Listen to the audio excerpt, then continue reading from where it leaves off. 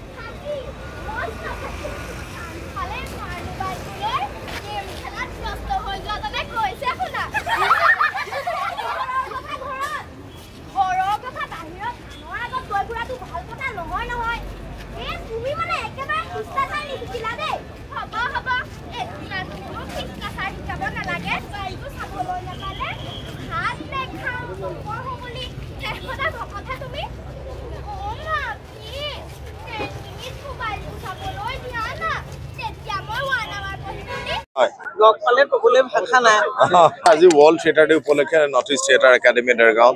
বাটৰ নাট কৰিছে। যি দুটা ছাবজেক্ট লিখিছে সঁচাই প্ৰশংসনীয়। মই বিশেষকৈ আপ্লুত হৈছোঁ প্ৰত্যেকজন শিশু শিল্পী ইমান সুন্দৰ অভিনয় কৰিছে। অভিনেতা অভিনেত্ৰীক ধন্যবাদ জনাইছোঁ, বিশেষকৈ সীমান্ত ফুকনক মই ধন্যবাদ জনাইছোঁ। এই ধৰণে এটা নাটকৰ পৰিৱেশ যে দেৰগাঁৱত গঢ়ি তুলিছে আৰু ইয়াৰ পৰা বহুত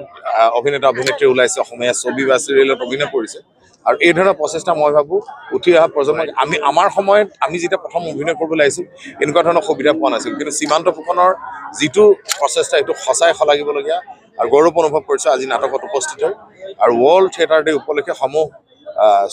নাটকৰ লগত জড়িত শিল্পী কলাকুশলী আপোনালোকৰ চেনেলৰ জৰিয়তে আন্তৰিক শুভেচ্ছা। নাটক আজি মই অলপ আগত ক'লোঁ, মোৰ প্ৰথম মই বাটৰ নাট ময়ো কৰিছোঁ। আমি ষ্ট্ৰীট প্লে আমি ছফ্টৱেৰ হাছমি তেখেতৰ নাটক কৰিছিলোঁ আৰু অভিনয় মোক যদি সোধা হয় মই প্ৰথম কথা ক'ব লাগিব মই থিয়েটাৰৰ অভিনেতা বুলি নিজকে কৈ খুব ভাল পাওঁ ছবি কৰিছোঁ 60খনৰ ওপৰত চিনেমাত কৰিছোঁ আৰু অভিনয় কৰি যদি ভাল লাগে মই প্ৰথমেই মই থিয়েটাৰৰ অভিনয়টো ক'ব লাগিব আৰু মই নিজৰ কথা বিশেষ নকওঁ কিন্তু মই আজি অভিনেত্ৰীসকলক আপোনালোকে তেওঁলোকৰ অভিনয়টো নিজে প্ৰত্যক্ষ কৰিছে কি সুন্দৰ অভিনয় কৰিছে আৰু ধন্যবাদ জনাইছোঁ আচলতে মোৰ মই আধৰুৱা ছবি দুখনমান আছে সেই ছবি দুখন মই শেষ কৰিম আৰু নিজৰ প্ৰডাকশ্যনত সেই ছবি কাম যিটো ককা দেউতা নাতি আৰু হাতী চিকুৱেল হ'ব সেইখনত আছে আৰু অগ্নিবাণ বুলি এখন ছবি মানে আমাৰ শৈলেন শৰ্মাৰ প্ৰযোজনা আৰু মিন্ময় শইকীয়াৰ পৰিচালনাত অগ্নিবাণ আছে ককা দেউতা নাতি হাতী আছে আৰু নিজৰ ছবি এখন প্লেন কৰিছোঁ কি হয় নাজানো কিন্তু চেষ্টা কৰিম ভাল ভাল কাম আপোনালোকক চাওক মই 2টা দিন ইনজেকশ্যন লৈ পেলাই অভিনয় কৰি আছোঁ কিন্তু মই অনুভৱ কৰা নাই যে মই গা বেয়া বুলি দৰ্শকসকলে ইমান সঁহাৰি পাইছোঁ আৰু মই সেই সাহসটো লৈ মই কাম কৰিছোঁ আৰু যথেষ্ট সঁহাৰি আপোনালোকে নিজে দেখিছে যোৱা 2টা দিন যথেষ্ট দৰ্শকৰ সঁহাৰি পাইছোঁ দেৰগাঁও আৰু এনেকৈ আৰু আমাৰ আৰু 4 নে 5টামান পেণ্ডেল আছে আৰু সেইটো শেষ কৰিম মই ছবিত অভিনয় কৰিম 26ৰ পৰা মই আকৌ ভাইভামান থিয়েটাৰ কণ্টিনিউ কৰিম নমস্কাৰ মই সীমান্ত ফুকন নৰ্থ ইষ্ট থিয়েটাৰ একাডেমীৰ সঞ্চালক আমি নৰ্থ ইষ্ট থিয়েটাৰ একাডেমীয়ে 2006 চনৰ পৰা নাটকৰ জৰিয়তে সমাজ পৰিৱৰ্তনৰ বাবে বহুতো পদক্ষেপ গ্ৰহণ কৰি আহিছোঁ গতিকে এইবাৰ বিশ্ব নাট্য দিৱস উপলক্ষে আজি বিশ্ব নাট্য দিৱস উপলক্ষে আমি দুখনি বাটৰ নাটক সামাজিক সজাগতাৰ ওপৰত আমি দুখনি বাটৰ নাটক কৰিলোঁ আমাৰ পৰিচালনাৰে প্ৰথমখনিৰ নাটক আমাৰ নিম্ন শাখাৰ ছাত্ৰ ছাত্ৰীসকলৰ দ্বাৰা মোবাইল এডিকশ্যনৰ ওপৰত মোবাইল ভাইৰাছ নাটকখন ৰচনা কৰিছে জ্যোতিপ্ৰসাদ ভূঞাই আৰু দ্বিতীয়খনি নাটক গোলকীয় উষ্ণতাৰ ওপৰত দীপক কুমাৰ কলিতা ৰচিত পৃথিৱীৰ অসুখ এই নাটক দুখনিৰ জৰিয়তে আমি অকল মঞ্চত নাটক কৰি থাকিলে নহ'ব আমি মানুহৰ কাষ চাপিব লাগিব কেৱল নাটক মনোৰঞ্জনৰ মাধ্যম নহয় নাটক এক গণমাধ্যম গতিকে নাটকক আমি মানুহৰ ওচৰলৈ চপাই আনিব লাগিব চপাই নিবৰ বাবে আমি এনেকুৱা ধৰণৰ পদক্ষেপ আগতেও লৈছোঁ আগতে আমি এখন ফাকুৱাৰ দিনাখন আমি ৰং বুলি এখন নাটক কৰিছিলোঁ পৰিৱেশ প্ৰযোজনা আমাৰ শ্ৰদ্ধাৰ এজন শিক্ষাগুৰুৰ চোতালত তাৰ পূৰ্বেও আমি বহুত তেনেধৰণে বাটৰ নাটক ইয়াৰ পূৰ্বে কাকতি ফৰিং বুলি আমি এখন বাটৰ নাটক কৰিছিলোঁ এই বাটৰ নাটক দুখন আজি আমি কৰিবলৈ পাই সৌভাগ্যৱান যে আজি এই বিশ্ব থিয়েটাৰৰ বিশ্ব নাট্য দিৱসৰ দিনাখনে আৰু আমাৰ আমন্ত্ৰণ ৰক্ষা কৰি জনপ্ৰিয় অভিনেতা যতীন বৰাই আজি 2খন নাটক সম্পূৰ্ণৰূপে উপভোগ কৰি ছাত্ৰ ছাত্ৰীসকলক উৎসাহিত কৰিলে তাৰ বাবে আমি যতীনক ধন্যবাদ জনাইছোঁ আৰু আমাক এই সুবিধাখিনি দিয়াৰ বাবে দেৰগাঁৱৰ পুলিচ প্ৰশাসনকে আৰম্ভ কৰি ইয়াৰ সমূহ ৰাইজ আৰু সমূহ সাংবাদিক বন্ধু সকলোকে মই কৃতজ্ঞতা আৰু ধন্যবাদ জ্ঞাপন কৰিছোঁ।